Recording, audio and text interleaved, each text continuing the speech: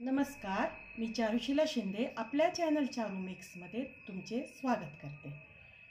आज आपण हल्दीराम स्टाईल नमकीन मूग डाळ घरच्या घरी कशी बनवायची ते बघणार आहोत। त्याकरता आपण 1 वाटी मूग डाळ 2 ते 3 वेळा पाण्यात स्वच्छ धुवून 2 वाट्या पाण्यात 5 ते 6 तास भिजवून घेतली आहे। आता ही मूग डाळ आपल्याला अशा चाळणीवर नितरवून घ्यायची।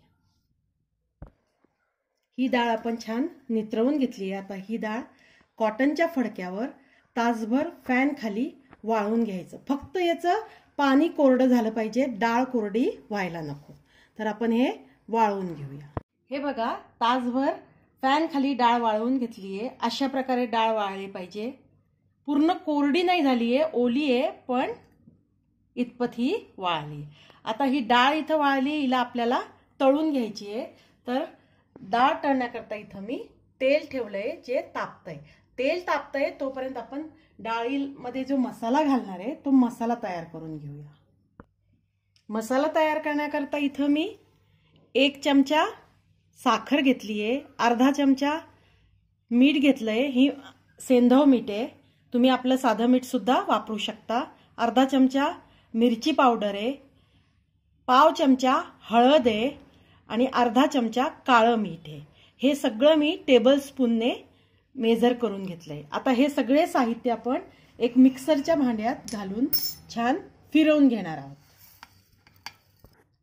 हे बघा, इथं आपला मसाला तयार आहे। आता हा मसाला बाजूला ठेवून आपण डाळ तळून घेऊया। हे बघा, इथं तेल तापलंय की नाही आधी आपण चेक करून घेऊया।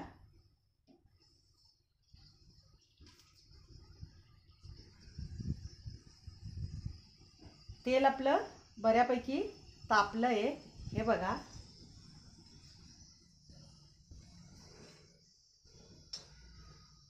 आता आपण काय करूया, तर यामध्ये अशी एक जाळी ठेवूया आणि त्यात आपण डाळ तळून घेऊया। तर ह्या जाळीमध्ये जे तेल आलंय त्यामध्ये आपल्याला हाताने थोडी थोडी अशी डाळ टाकायची। जेवढं तेल आहे तेवढीच डाळ टाकायची आहे, जास्तीची डाळ टाकायची नाहीये, नाहीतर डाळ कच्ची राहून जाईल आणि नीट तळली जाणार नाही। आणि तळताना डाळीला थोडंसं हलवत राहायचं, म्हणजे डाळ सगळीकडून छान तळली जाते। हे बघा, डाळ किती छान तळली गेली आहे, खरपूस झाली आहे छान।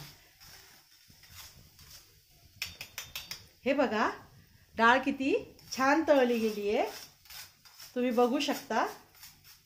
हे बघा, आता ही डाळ मी इथं टिश्यू पेपरवर काढणार आहे आणि अशाच प्रकारे सगळे बॅच थोडे थोडे करून तळून घेणार आहे। हे बघा, इथं डाळ तळून तयार आहे।